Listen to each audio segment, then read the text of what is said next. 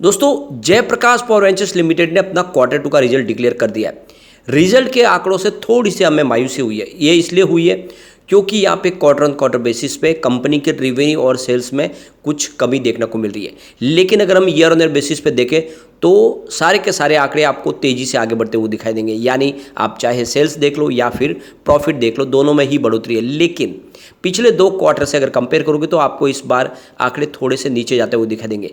लेकिन इससे पहले भी अगर हमने देखा है तो क्वार्टर 1 के पहले मार्च क्वार्टर में कंपनी ने ऑलरेडी पहले लॉस भी बताया था। तो ऐसे में जो प्रॉफिट है वो ठीक है, उसको ये हम समझेंगे कि पिछली बार से प्रॉफिट नहीं बढ़ा है, लेकिन फिर भी कम से कम कंपनी ने प्रॉफिट बताया और अच्छा खासा प्रॉफिट बताया। एक छोटे पेनी स्टॉक में 75 करोड़ का प्रॉफिट को हम कई महीनों में अच्छा समझते हैं, लेकिन जो हमारे आशा के अनुरूप नहीं है। जैसा हमने संभावना व्यक्त की थी कि जिस तरह से इलेक्ट्रिसिटी कंजम्पशन बढ़ा है उस हिसाब से जो प्रॉफिट है पिछले क्वार्टर से बढ़ के आना चाहिए था, वैसा हुआ नहीं।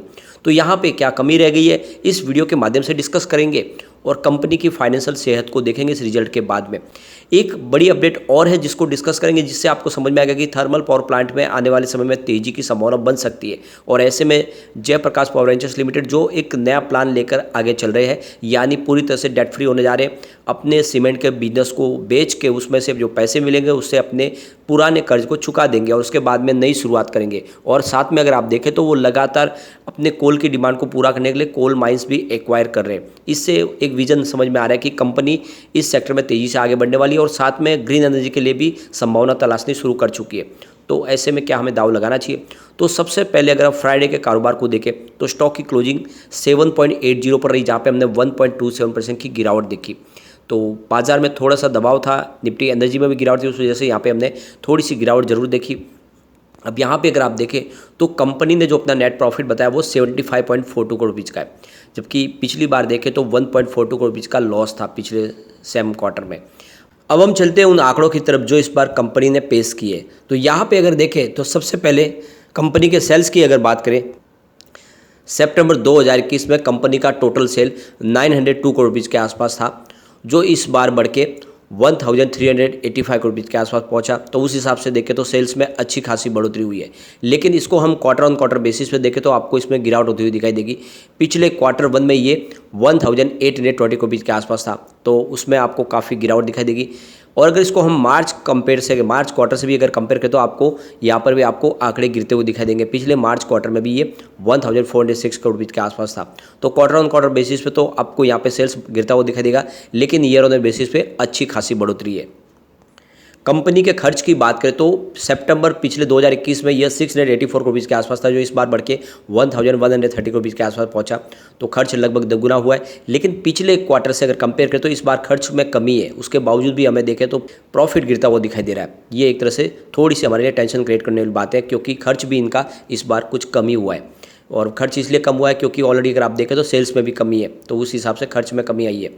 ऑपरेटिंग प्रॉफिट की बात करें तो यहाँ पे अगर आप देख सकें तो पिछले क्वार्टर में यानी सेम 1 ईयर पिछले देखें सितंबर 2021 की बात करें तो इनका ऑपरेटिंग प्रॉफिट 218 करोड़ रुपीज़ का आसपास था, जो इस बार बढ़ के 256 करोड़ रुपये तक पहुँच गया। तो ऑपरेटिंग प्रॉफिट में इजाफा हुआ है। लेकिन अगर हम ऑपरेटिंग प्रॉफिट को पिछले क्वार्टर से कंपेयर करें क्वार्टर 1 से, तो बड़ी गिरावट है। पिछले क्वार्टर में ये 628 करोड़ रुपये के आसपास था, एक बड़ी बढ़ोतरी थी जिसमें हमें काफ़ी ज़्यादा गिरावट देखने को मिल रही है। और पिछले क्वार्टर यानी मार्च क्वार्टर से भी अगर कंपेयर करें तो उसमें भी हमें कुछ कमी दिखाई देगी, क्योंकि 275 करोड़ रुपीज़ के आसपास था। तो पिछले 2 क्वार्टर से यहाँ पे अगर कंपेयर करेंगे तो आपको ऑपरेटिंग प्रॉफिट कम होता हुआ दिखाई देगा, लेकिन ईयर ऑन ईयर बेसिस पे आपको बढ़ता हुआ दिखाई देगा। कंपनी के अदर इनकम की बात करें तो सितंबर 2021 में 47 करोड़ रुपीज़ की इनकी अदर इनकम थी, जो इस बार बढ़ के 116 करोड़ रुपीज़ के आसपास पहुंची है। तो अदर इनकम में अच्छा खासा इजाफा हुआ है। पिछले क्वार्टर में ये 9 करोड़ के आसपास थी क्वार्टर 1 में, तो उस हिसाब से अदर इनकम इस बार कंपनी की बढ़ी है। अब हम कंपनी के प्रॉफिट बिफोर टैक्स को देखें तो यहाँ पे इस बार 117 करोड़ रुपीज़ के आसपास कंपनी का प्रॉफिट बिफोर टैक्स रहा है, जबकि पिछले साल सेम क्वार्टर में ये 6 करोड़ के आसपास था। तो उसमें एक बहुत बड़ा उछाल आया है, प्रॉफिट में तेजी आई है, हमें एक काफ़ी ज़्यादा उछाल देखने को मिला। लेकिन इसको अगर हम पिछले क्वार्टर से कंपेयर करें यानी क्वार्टर 1 से, तो इसमें आपको प्रॉफिट में एक बड़ी गिरावट देखने को मिलेगी, क्योंकि पिछले क्वार्टर में profit before tax 372 crore rupees का था और अगर इसको हम मार्च क्वार्टर से भी कंपेयर करें तो आपको कम होता हुआ दिखाई देगा, क्योंकि मार्च क्वार्टर में भी ये 139 रुपीज़ के आसपास था। तो पिछले 2 क्वार्टर से इस बार प्रॉफिट जरूर कम हुआ है, लेकिन इसको पिछले साल से कंपेयर करने पे काफ़ी ज़्यादा बढ़ता हुआ दिखाई देगा। और फाइनली आंकड़े हमेशा ईयर ऑन बेसिस पे ही गिने जाते हैं और इस वजह से रिजल्ट काफ़ी अच्छा कहा जाएगा। नेट प्रॉफिट आफ्टर टैक्स की बात करें तो पिछले साल सेम क्वार्टर में इनको 1 करोड़ का लॉस था, लेकिन इस बार कंपनी को 75 करोड़ रुपीज़ का प्रॉफिट हुआ है।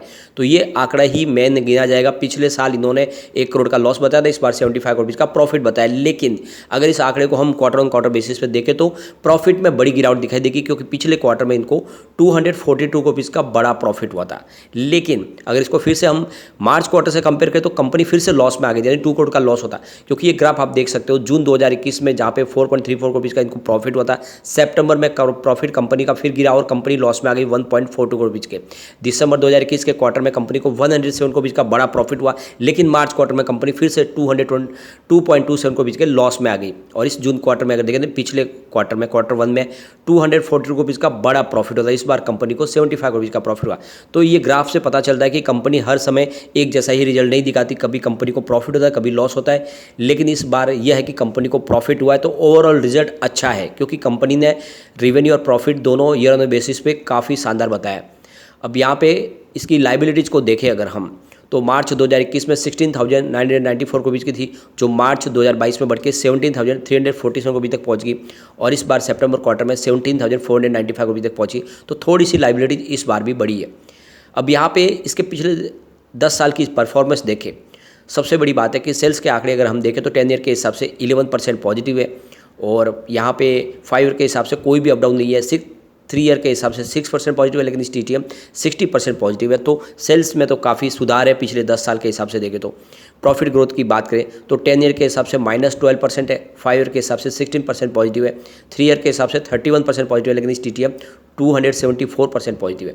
तो यहाँ पे सेल्स और प्रॉफिट दोनों ही आंकड़े काफ़ी शानदार है, जो कह रहे हैं कि कंपनी का कारोबार पटरी पे है। और जिस तरह से अभी इन्होंने नया डिसीजन लिया है, यानी अपने सीमेंट को बिजनेस को बेच के उन पैसों से अपने पुराने कर्ज को चुकाएगी कंपनी और डेट फ्री होकर आगे बिजनेस बढ़ाएगी, ये जो डिसीजन है काफ़ी अच्छा है और आने वाले समय कंपनी की सेहत में काफ़ी ज़्यादा सुधार होने वाला है। अगर हम कंपनी के फंडामेंटल देखें तो भी काफ़ी अच्छे हैं। मार्केट कैप देख सकते हो 5,346 करोड़ रुपीज़ का है, करंट प्राइस 7.80 की है, इसका लो 4.10 का और इसका 52 रुपये का हाई 11.20 का है। स्टॉक का P 12.7 है और बुक वैल्यू इसकी 15.60 की है। तो ये आपको ध्यान रखना है, ये अपनी बुक वैल्यू से आपको आधी कीमत में मिल रहा है, तो इसमें बिना डरे निवेश किया जा सकता है। इसका ROC 7.41% है, इसका ROE 1.64% है, फेस वैल्यू 10 है। तो फंडामेंटल काफ़ी अच्छे है। सबसे अच्छी बात यह है कि यहाँ पे FI ज़बरदस्त खरीदारी करे पिछले हर क्वार्टर में। दिसंबर क्वार्टर में यहाँ पे 1.02% की होल्डिंग थी, वो मार्च में बढ़ के 1.20% हो गई। जून क्वार्टर में 2.83% की होल्डिंग और सितंबर में ये 3.38% की होल्डिंग हुई। तो यहाँ पे जो ये आंकड़ा है यही इसमें निवेश के लिए मैं प्रेरित कर रहा है। पिछले कई क्वार्टर से FI लगातार JP पावर में निवेश कर रहे हैं और ऐसे में JP पावर की आने वाले समय तेजी बनने की पूरी संभावना है।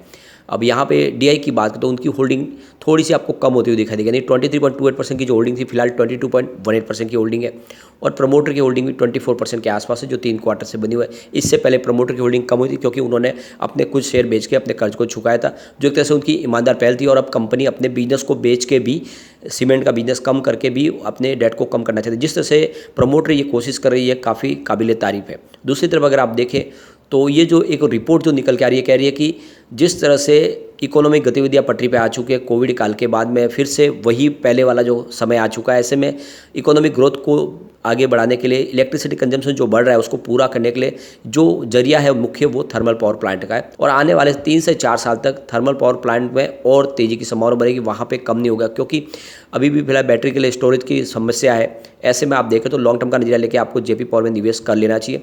रिजल्ट ठीक है, लेकिन फिर भी जो हमारे अपेक्षाओं पे ऊपर खरा नहीं उतरा है, क्योंकि इस बार क्वार्टर बेसिस पे हमें गिरावट देखने को मिल रही है। लेकिन उससे कोई फर्क नहीं पड़ता है, कंपनी का जो विजन है वो काफ़ी क्लियर है। कंपनी सीमेंट के बिजनेस को बेच के डेट फ्री होने वाली है और ऐसे में अपना बिजनेस बढ़ाएगी। तो निवेश को बनाए रखें, लॉन्ग टर्म का नजरिया लेके चले। लेकिन फ्रेंड, कोई भी इन्वेस्टमेंट करने से पहले अपने फाइनेंशियल एडवाइजर से बारे में ले ले या अपना खुद का रिसर्च करें, क्योंकि मैंने वीडियो आपके एजुकेशनल पर्पज़ के लिए ही बनाया। वीडियो पसंद आए तो लाइक से जो कीजिए और चैनल को सब्सक्राइब कर दीजिए। Thank you friend.